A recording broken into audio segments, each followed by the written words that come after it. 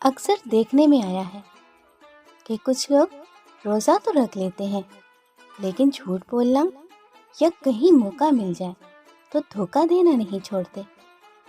ان سے اگر اس بارے میں بات کی جائے تو کہتے ہیں یہ تو عام سی بات ہے، ہر کوئی کرتا ہے، ہم نے ایسا کیا کر دیا، وغیرہ وغیرہ۔ سوچنا یہ ہے کہ اللہ نے یہ ماہ مبارک کے روزے اس لیے فرض کیے ہیں کہ ہماری تربیت ہو، ہم جھوٹ بولنا، دوسروں کو دھوکہ دینا چھوڑ دیں، ورنہ اللہ کو ہمارے بھوکے پیاسے رہنے کی ضرورت نہیں۔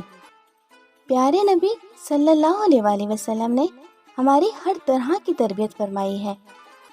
اس بارے میں محسن انسانیت حضرت محمد صلی اللہ علیہ وسلم نے فرمایا، اگر کوئی شخص جھوٹ بولنا، دغا بازی کرنا نہ چھوڑے تو اللہ کو اس کی ضرورت نہیں کہ وہ اپنا کھانا پینا چھوڑ دے۔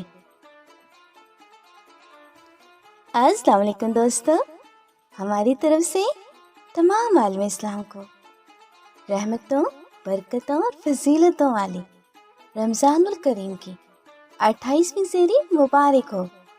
دعاؤں میں یاد رکھیے گا۔ مرحبا رمضان۔